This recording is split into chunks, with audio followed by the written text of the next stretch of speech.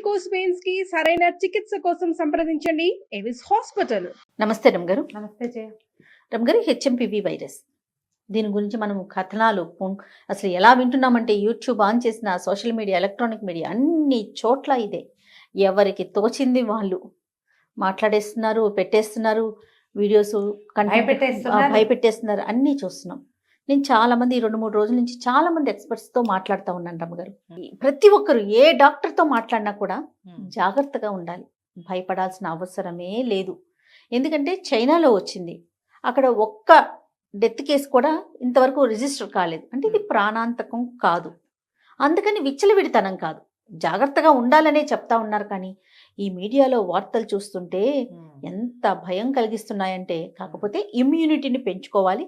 Covid అప్పుడు మనం ఎలాంటి జాగ్రత్తలు తీసుకున్నామో 100% అవి తీసుకోవాల్సిన అవసరం ఉందని చెప్తా ఉన్నారు. ఒకవేళ ఏదైనా మీదకి వస్తే రాలా, అక్కడెక్కడో ఉంది, రావచ్చు, మనకి ఈ అవకాశం ఉంది అమ్మ, మనం 4 ఏళ్ళ నాడు చాలా జాగ్రత్తలు వహించాం. అవును, ఏమిటో అనేది చావుని పక్క నుంచి క్లోజ్ విసినిటీస్ లో చూసాం కదా, భారతదేశం అంతా చూసింది.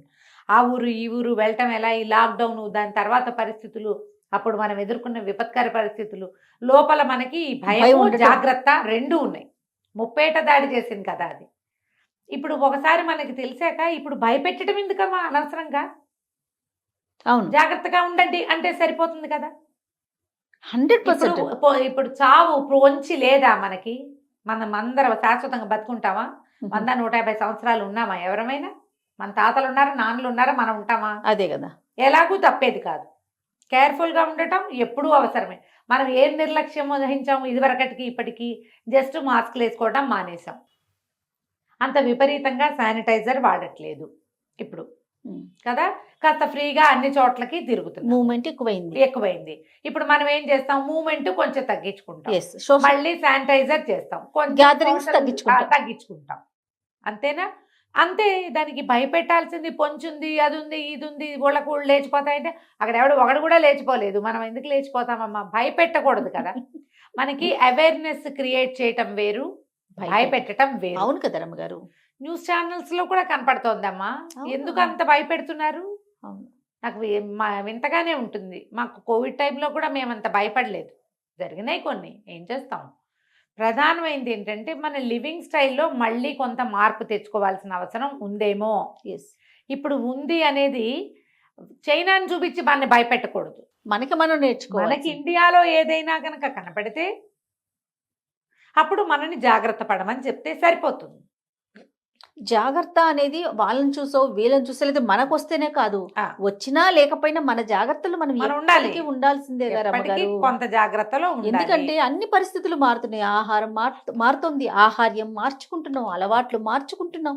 మరి అలాంటప్పుడు జాగ్రత్తలుగా ఉండాల్సిందే కదా, జాగ్రత్త తీసుకోవాలి. కొంచెం తగ్గించుకుంటాము, కాస్త చెప్పే కదా సోషల్ డిస్టెన్స్ పాటిస్తాం, మళ్ళీ కాస్త మాస్కులు పెట్టుకుంటాము. ఒక్క నెల పోతే 20 రోజులు గడిచిందంటే చలి తగ్గిపోతుంది. అవును, చలి తగ్గితే ఇప్పుడు మనం ఎదుర్కొంటున్న దగ్గు, జలుబు, జనాలందరూ సఫర్ అవుతున్నది దాంతో. జనరల్గా ఈ ప్రాణాంతక వైరస్లు అన్నీ కూడా దాని ఆలంబన శ్వాసకోశ వ్యాధులుగానే ఉంటున్నాయి. అవునండి. వన్స్ ఒక్కసారి పొగమంచు తగ్గిపోయిందంటే మనకి ముప్పు 50% తగ్గిపోయినట్టే.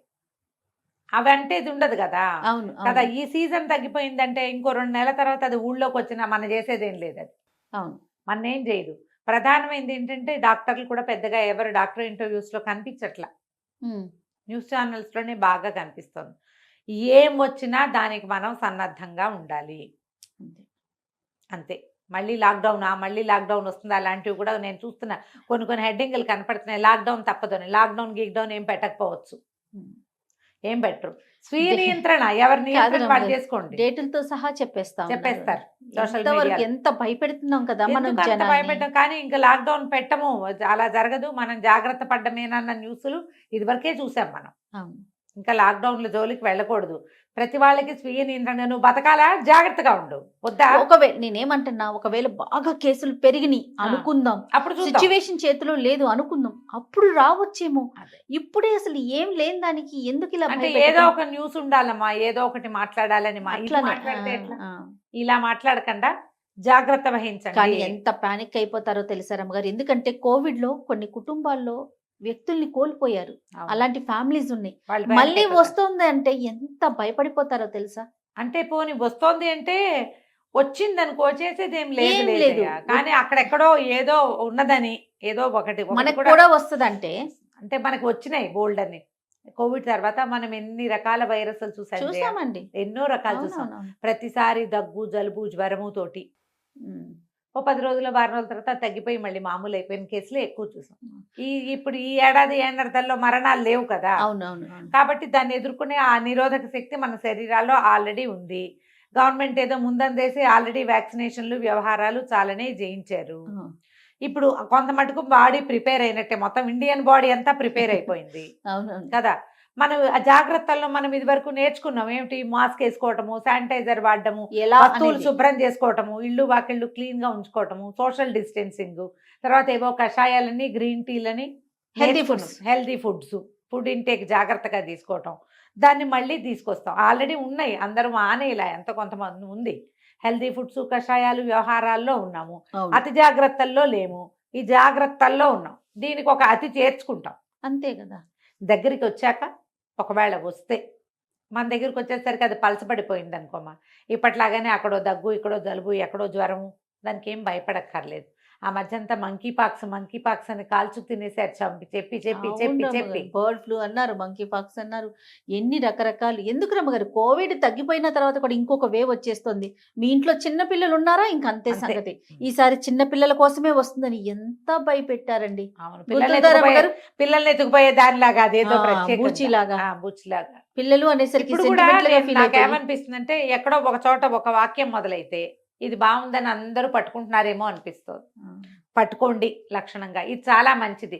దేశాన్ని మీరు జాగ్రత్తగా ముందుకు తీసుకెళ్లాలనుకుంటున్నారు, మేము ఒప్పుకుంటాం దానికి, అసలు కాదనేది లేదు. దగ్గరకు వచ్చాక చేయాలి అది.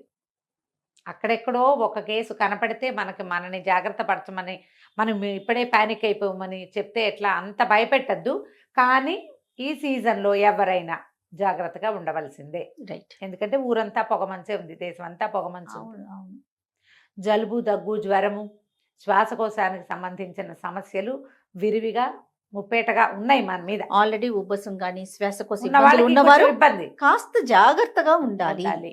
అంతే. అంతే. దానికి మించి ఎక్కువగా బెదిరించద్దు. ఇన్ఫర్మేషన్ ఇవ్వండి ఆ చాలు. ఇన్ఫర్మేషన్ ఇస్తే చాలు, మీరు బెదిరిపోవద్దు, ప్రిపేర్ అవ్వండి. Yes. చూసేవాళ్ళు కూడా కంగారు పడిపోయి మళ్ళీ హైరాణ వస్తాం, పడిపోయి, అదే నేను చెప్తున్నాను కదా వస్తుందని. రమ్మగారు. ఇప్పుడు కోవిడ్ టైంలో ఎలాంటి సిచ్యువేషన్ చూసాం, ఫ్యామిలీలో ఎవరికైనా ఒకరికి వస్తే వెళ్ళిపోయిన సందర్భాలను కూడా చూసాం కదండి. ఒకళ్ళ నుంచి భయం ఒకళ్ళకి అనేది పీడించేస్తుంది. అంటేసి, ఆ భయమే పీడిస్తుంది. పీడిస్తుంది. ఇంకా ఆ పీడకల్లలు మర్చిపోకమ్మా. అంతేగా. ఆ నష్టాన్ని అనుభవించిన వాళ్ళు సరే బాడీలు కూడా ఇవ్వకుండా అలా అయిపోయింది అలా కదా. అయిపోయేసరికి కాస్త మొహం చూడకుండా అయిపోయి. నేనేమన్నా భయం సహజం, కానీ దయచేసి భయపెట్టొద్దు అని చెప్పేసి చెప్పాలనిపిస్తుంది నాకైతే. నా ఉద్దేశం కూడా అదే జయ. నేను ఏంటి స్పెషలిస్ట్ తో మాట్లాడాను, రమ్మగారు పల్మనాలజిస్ట్ తో మాట్లాడాను, న్యూట్రిషనిస్టులతో మాట్లాడాను, మన మువ్వా గారితో మాట్లాడాను, ఇంతమంది ఎక్స్పర్ట్స్ తో మాట్లాడిన ప్రతి ఒక్కరు కూడా మనం భయపడాల్సిన అవసరం లేదు, కానీ జాగ్రత్తగా పడాలి. ఉండండి. ఇప్పుడు మొన్నటిదాకా మీరు చెప్పినట్టుగా వదిలేసాం కొన్ని, అదే మళ్ళీ మళ్ళీ restart చేద్దాం. తీసుకుంటాం. కొంచెం అవసరం లేదంటే సోషల్ గ్యాదరింగ్స్ ఈ 4 రోజులు తగ్గించుకుందాం. అంతే ఇవే మాటలు చెప్పారండి. అంతే. ఇలా పబ్లిక్ లోకి వెళ్ళటం, అన్ని చోట్లకి ట్రిప్పులు వెళ్ళిపోవటం, కాస్త అవి తగ్గించుకుందాం. చెయ్యొద్దు. ఒకవేళ మీకు ఒంట్లో ఏదైనా చిన్న మెత్తగా అనారోగ్యాలు ఉంటే ఉంటే రెస్ట్ rest తీసుకోవటం. తీసుకోవటం. ఇంకొక విషయం చెప్పారు రమ్మగారు, పిల్లలకి గనక చిన్న పిల్లలకి గనక హెల్త్ బాగోకపోతే ఇంకా స్కూల్స్ కి సెలవులు ఇవ్వలేదు కదా, ఒక 2-3 రోజులు ఇంట్లోనే ఉంచండి. అంతే. వాళ్ళ ద్వారా స్ప్రెడ్ కాకుండా, ఉంటుంది. వాళ్ళు అలసిపోకుండా. అంతే. ఈ ఒక్క పాయింట్ నాకు చెప్పిన డాక్టర్స్ అందరూ చెప్పారండి. ఎప్పుడు మనమైనా ఈ దగ్గు జలుబు ఈ రోజుల్లో స్ప్రెడ్ అవుతాయి. అవుతాయి ఓ కదా. 2-3 రోజులు ఇంట్లో ఉంచుకుంటే సరిపోతుంది, వాళ్ళు అలసిపోకుండా ఉంటారు కదా. ఇది ఒక కామన్ జనరల్ ఇదే అవేర్నెస్ కోసమే తప్పిస్తే అవునవును. ఒకళ్ళని తప్పు పట్టేందుకు కాదు, ఇంకొకళ్ళని ఎక్కువ ఎక్కువ చేసేందుకు కాదు. చేసేందుకు కాదు. ఇప్పుడు ఇవాళ ఏదో కంపెనీ పోతుందని టీవీలో వార్త రాగానే హడావిడిగా ఇల్లు కడిగేసి తుడిచేసి ఏదో చేసేయటం కాదమ్మా. జనరల్ గానే ఇప్పుడు మనం కోవిడ్ చూసాం, అవునండి. అప్పటి నుంచి జనాలకు కొంత అవేర్నెస్ అయితే పెరిగింది. కాకపోతే ఇటీవల మళ్ళీ కొంచెం వదిలిపెట్టేసాం. అవునండి. జనరల్ ఎక్సర్సైజ్ ఉంచుకోండి, వాకింగ్ చేయటం, ఎక్సర్సైజ్ చేయటం, సమతులమైన ఆహారం తినటం, బయట తినకుండా ఉండటం సాధ్యమైనంత. ఇప్పుడు మనకి సీజన్ ఏదో మారింది, అవును. ఇబ్బందులుగా ఉన్నాయి, అసలు బయట ఫుడ్ తీసుకోకండి, కూల్ డ్రింక్స్ జోలికి వెళ్ళబోకండి, చల్లని చల్లటి పదార్థాలు ఐస్ క్రీమ్స్ వాటి జోలికి వెళ్ళకండి, సోషల్ గ్యాదరింగ్స్ లో హాట్ గా వేడిగా ఉండే ఆహారానికి ప్రాధాన్యత ఇవ్వండి. మనం కూడా ఇంట్లో అవును. వేడి వేడి ఆహారం శీతాకాలం అంతా అట్లాగే చేయాలి కదా అవును రమ్మగారు. కదా. కొంచెం కషాయాలు పెంచండి, కాఫీ టీలు తగ్గించి గ్రీన్ టీలు పెంచండి. ఇప్పుడు హెల్దీ లివింగ్ స్టైల్ ఒకటి నేర్చుకున్నాం మనం, అవును రమ్మగారు. అది పోయిందని ఇది వదిలేయద్దు, ఎప్పటికీ మనతో పాటు మనతో ఉంచుకోమంటారు. పాటు ఉంచుకోవాలి. హెల్దీ లివింగ్ స్టైల్ని గనక మనం మన జీవన విధానంగా ఉంచుకుంటే మనకి వైరస్ రాని, చైనాలో రాని, బంగ్లాదేశ్లో రాని మనకు వచ్చిన ప్రాబ్లం ఏం లేదు. కరెక్ట్ పాయింట్ చెప్పారండి. ఎందుకంటే మనకి చాలా మటుకు బెటర్ లివింగ్లోనే ఉన్నాం మనం. మిగిలిన దేశాల మీద మన ఆహారాలు, మన పల్సెస్ కానీ, మన ఇవి కానీ హర్బ్స్ చాలా తీసుకుంటాం మనం. మనకు అంత భయం ఏం లేదు. అవును. ఏవో కొంచెం కొంచెం చిన్న చిన్న జాగ్రత్తలు వహిస్తే సరిపోతుంది. ప్రధానమైంది ఆహారము, ఎక్సర్సైజు, ధైర్యము, ఈ 3 ఉండాలి. మంచి పాయింట్. 3 వ్యాలిడ్ పాయింట్స్ ఉండాలి. ఇవి ఉంటే మనకు వచ్చిన ప్రాబ్లం ఏం లేదు. ఏది వచ్చినా అప్పుడు ఎదుర్కొన్నాం, రేపు ఎదుర్కొంటూనే ఉన్నాం. నేను నా ఉద్దేశం అయితే ప్రతి 2-3 నెలలకి ఏవో కొత్త రకాలు వస్తూనే ఉన్నాయి ఉన్నాయి కదండి. ఏముంది దానికి, ఎస్ ఎస్ పర్వాలా. అంతే రమ్మగారు. అదే. నమస్తే. నమస్తే.